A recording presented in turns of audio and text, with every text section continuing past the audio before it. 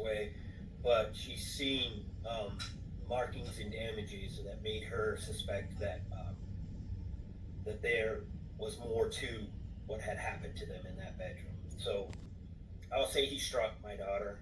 I'll give that out. He punched her, and so for all those people who think he's a great guy, now he punched my daughter right in the face. About they being the FBI, so we have an FBI satellite location right here in Coeur d'Alene.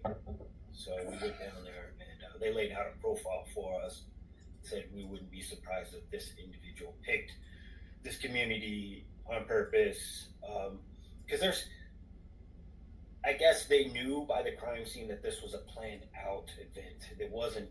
Um, they would know how something would look like if it's, um, like a domestic violence type thing. It's gonna then a crime where somebody sneaks in, gets to the people, kills them, and then gets out and doesn't leave a bunch of evidence, a bunch of blood trails out, and all that type of.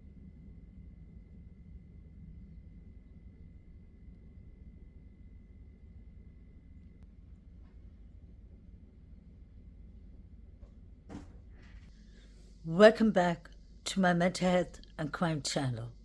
My name is Huda London. This is for educational purpose only. I'm a licensed mental health counselor and a licensed cognitive behavior therapist. Please like, share, and subscribe if you enjoy the contents in this channel. Today, I'd like to go back to the case of the Idaho 4. May the 4 victims rest in peace, condolence to the families, and may the correct justice be served. There has been a couple of updates, new documents that has come out, especially about what was happening in the house before 911 was called. I spoke about it a bit yesterday, but today I'd like to speak more on what Kaylee's father, Steve G., has said from the very beginning of this case. He always had his doubts. He always believed that there were multiple suspects. He believed that some people were cleared out too soon, and that's no secret. He kept on insisting it, he kept on repeating it, and then all of a sudden it slowed down to Koberger did it. I don't believe per se that he believes himself that Koberger did this by himself. He knows that there's something that doesn't make sense. In the beginning, we saw how he treated Jack D at the memorial.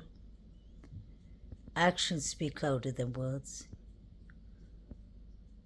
It wasn't only him, it was both his youngest daughters and Steve Jr., Kaylee's brother, that were not pleased to have Jack D up on stage. And that is the truth. Showalter was the one that Steve G is talking about that was cleared too soon. So keep that in mind. Steve G has said that the coroner told him before the gag order was placed that his daughter had different wounds and injuries compared to the other victims, like Maddie. He said it was gouges, big gouges, trigger warning, and other different kind of wounds. Now, recently he said on DT, his show, please like, share, and subscribe to him. Watch the whole interview with Steve G, because I find it to be interesting how quickly he made a U-turn without even doing his research. He's an intelligent man, and he knows that people were ruled out too soon. I don't know if he's been warned or what is the reason that he believes this narrative that BK is guilty without his trial even beginning. Wishing someone the DP is a major thing, because you have to be sure. Even all our faiths, our religions tell us you have to be sure before taking someone's life that that is the correct person who did the crimes you're accusing him of.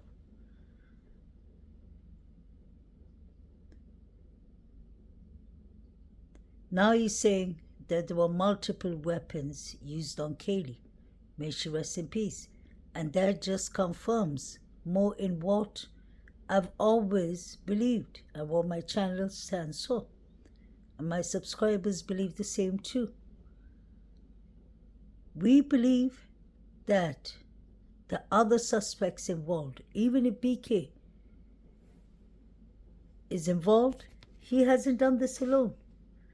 There was too many movements, too many frats, sororities out at the grub truck, up to no good. The same with Banfield. The boys even refused to stop for the police. We can see what Saeed is watching on his phone device. We can see what Jovita is watching on his phone device. I think my whole channel is about analyzing. Maybe 70% of my channel in this case is about analyzing the grub truck and Banfield. And there's a reason. We have a young man wearing a glove at the Banfield, and nothing has been done about it. A black glove was found at outside 1122 Kings Road. Things were being still gathered at the crime scene. I wonder why. This was done by multiple people. The fact that now we're hearing from the new documents that Ethan and Zano were unalived at the same time states a lot. We're not watching some ninja movie where somebody comes in with different kind of tools, like Steve said, kill kit. No, it's not like that. I can personally see a couple of people doing this. And now that Steve is saying that the person, that BK punched my daughter, how does he know it's BK? I showed y'all that Jack D had marks on his knuckles. Not accusing him, but what if he was there? It could have made sense, because he could have called Maddie to his home. He could have left his son at home, and he could have called from Kaylee's home to his home to get an alibi. Why are we so focused on only BK's alibi? Adam is the one who can confirm Jack D's alibi, and Jack D can confirm Adam's alibi. What a lovely thought. What is Saeed watching?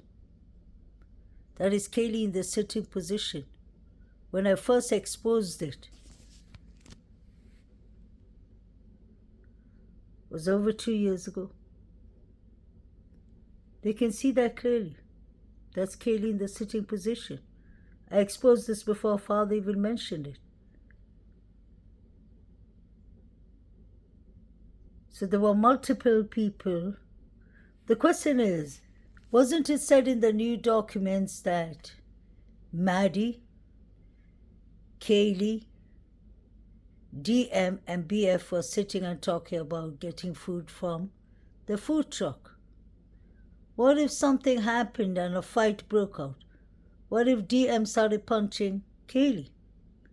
How does, just an example, how does Steve know that it was BK who punched Kaylee and not Jack D, who has marks on his knuckles from his own TikTok? When people started questioning him, he took it down. It's important to check everything. No stone should be left unturned. Where was Jack Showalter? He's a wrestler, a junior wrestler. He's a hunter. He has a good fist. He already threatened the girls. Let's not forget that. He threatened Kaylee and Maddie.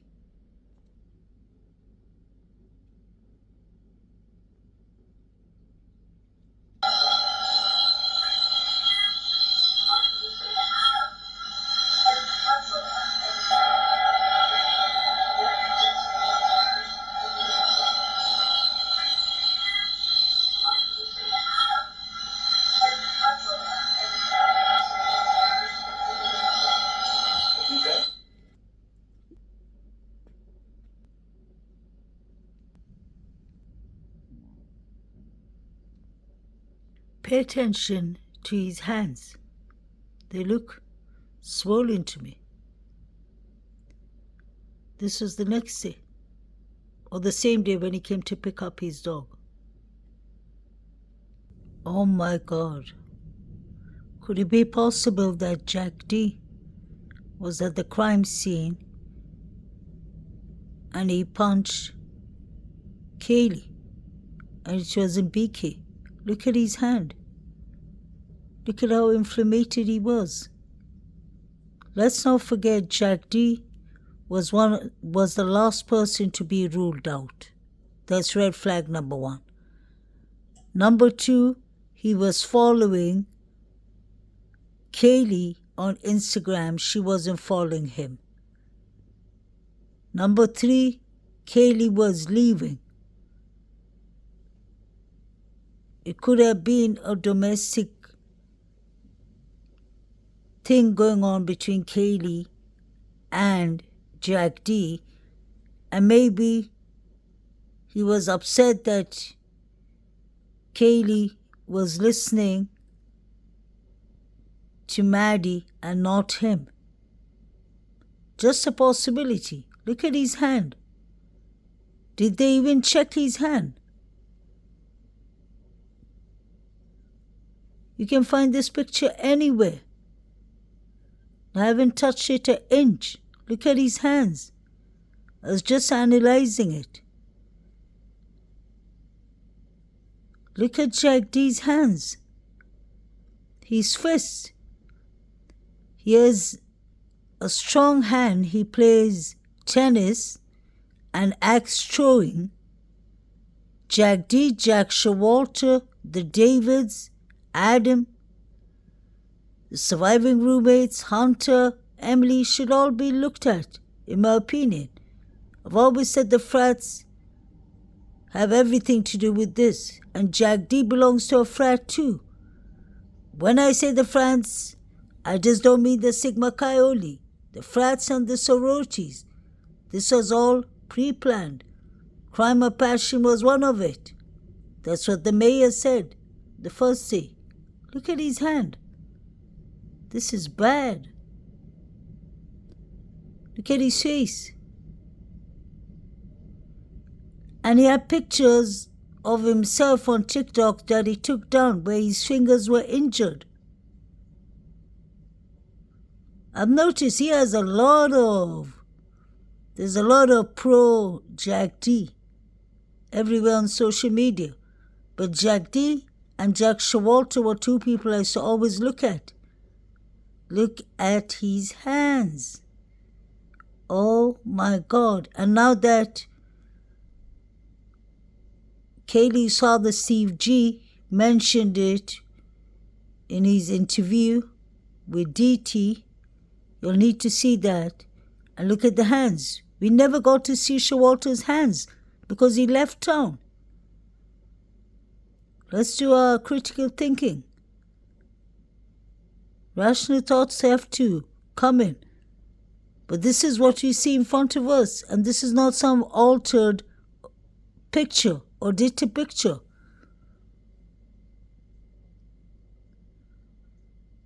Look at his hand. Even at the memorial, his hand was swollen. Wow.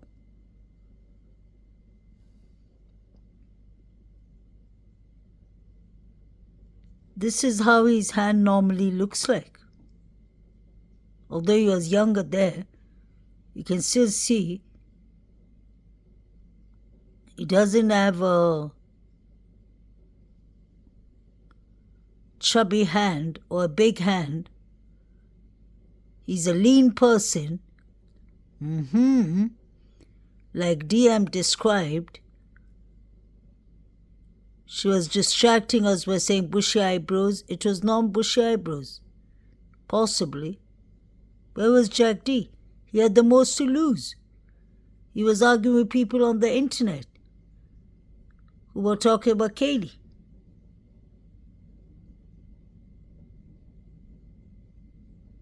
Or talking about him.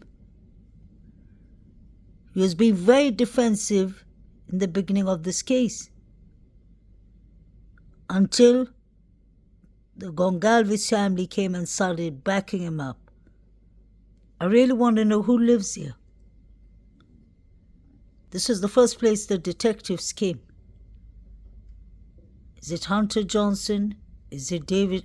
Is it Jack Showalter? Who lives here? It's right next to the girl's house.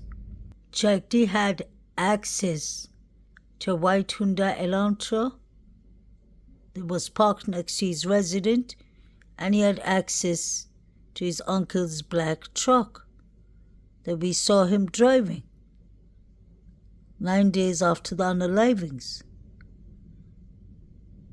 All these frat boys know each other. It is just coming out like I always said from the very first week of this unalivings. It's the Sigma Chi frat boys involved, the Jacks, allegedly. Adam allegedly knows something and always said it was an inside job. That makes perfect sense, and they all were doing dodgy movements that day. Let me repeat this one more time by saying clearly that this is all my thoughts, my speculations, but I've been one small YouTube channel that has been in this case from when the news broke out. I've never given up on this case because honestly, I want the correct justice to be served for these 4 students, like everybody else. But one of the reasons that I'm really occupied using my free time and using all my extra little time from the very beginning to upload clips, to keep on talking about this case is for awareness. The deeper I digged into this case, the more I understood this case is not only for mental health awareness, which I'm a licensed mental health counselor, so I have to represent that, and I take mental health very seriously, but I think this has to do more with awareness of what goes on in college life, especially in the United States. Although I don't live there, we all live in one beautiful world. And we all are parents no matter where we are. We all are humans no matter where we are. We just want the correct justice, number one, to be served for these 4 students and for Koberger. If he's innocent, so be it. If he's guilty, prove it. Because I'm not a pro burger, and I'm not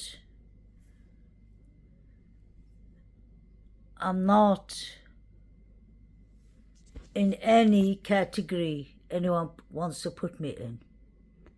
I am in between. I've always said, if he's guilty, so be it. I just want to prove that he's guilty. But there's something that always stops me from going further to believe that he's guilty, because when I take like one step, then immediately there's some kind of road blockage. It's like, yeah, but if he's supposed to be there, then it wouldn't add up that he's here.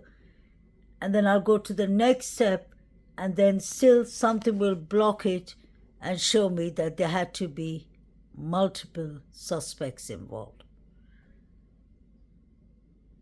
I personally believe, and if you go back to the beginning of my channel, especially in this case at least, for the last 2 years and 4 months now, you will see I've never changed my opinion. I have a couple of theories and I always stick to them. Thus I keep on repeating the grub truck videos and the Banfield, because I believe per se they've always been involved, or they have information about this case, no doubt. Now the fact that we're hearing from Kaylee's father that Kaylee was boxed, which is a very sad thing, and I really have empathy for the family. I can imagine going through this social media circus, public circus, and your loved one, his name is on everyone's mouth. But it's about awareness of getting the real suspects out. It's awareness so that every parent can send their child to the Greek life in colleges without not wondering if their child will come back in a box. That is fair.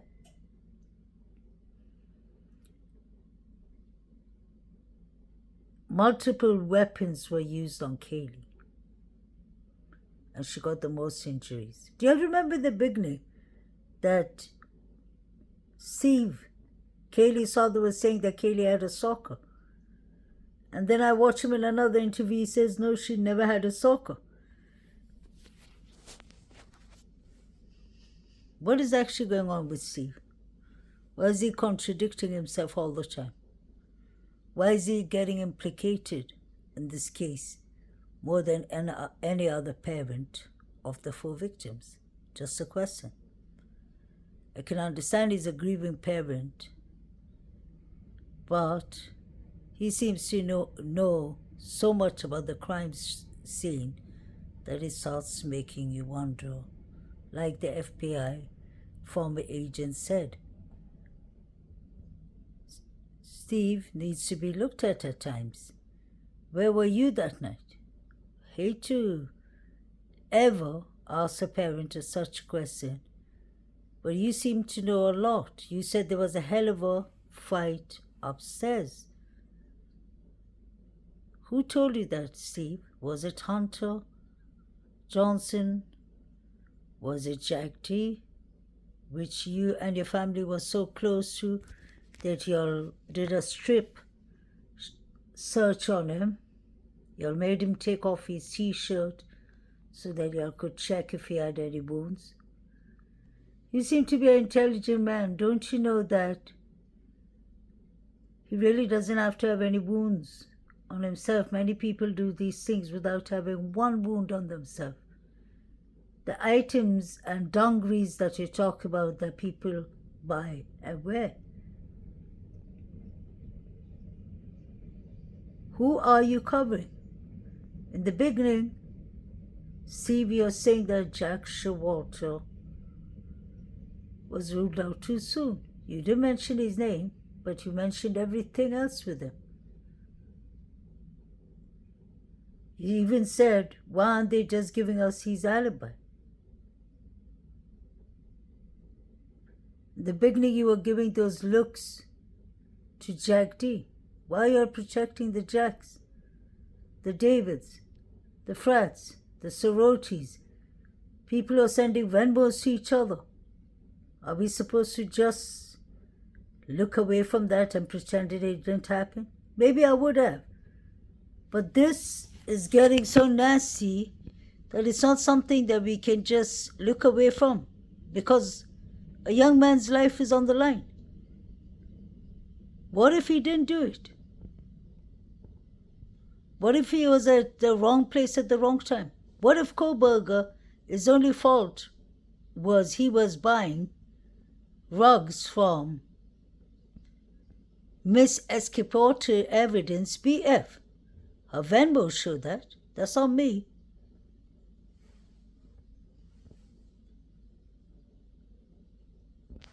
What if he was buying from her? What if she borrowed his knife and knife sheet? There's so many ways of thinking of this case, but there were multiple people on the scene. Multiple weapons was used on Kaylee, period. Where was Murphy? Dakota and Haley, that's the couple next door who had the DoorDash cam. That wouldn't have shown directly to 1122 Queens Road. It would have caught the recording like they said, Xana, a loud thud that somebody fell on the floor. Yes, it would have caught such things. And it would have caught maybe the recording, the talking of Kaylee and Maddie when they got home, of maybe the black truck that was outside. Yes, it would have caught many things, but it wouldn't have necessarily caught who came inside and outside that house. I believe that people were driving and came for this crime scene, and there were some people that were walking on foot. Look at all the movements. Look at the figures running. All of a sudden, Sigma Chi boys with their Facebook from 2018 downwards, they deleted it or put it on private. They just had from 2018 downwards. So they don't have 2019, 20, 21, 22, 23. Maybe they had it in 23 after the crimes. There's a lot of red flags that can't be ignored. The 90 minutes theory that we always discuss. They said they would wear wetsuits. They said, one would do the wet job. And they said 3 will be on the lookout. I think that the figures running, unfortunately, unlived Kaylee and Maddie. The boys at Banfield were involved with Xana and Ethan. And possibly, I hate to say this, the surviving roommates themselves. They never cleared in my chapter. Doesn't take 8 hours, 9 hours not to call the police. If they were in shock, we're finding out that DM ran from her room down to BF's room. She would have noticed the front door open to start with. Imagine that. It was cold. She would have sensed that coldness. I grew up in a freezing cold country called Norway. Beautiful country. And I know one thing for a fact. You can't sleep with your doors open. The draft would have hit them.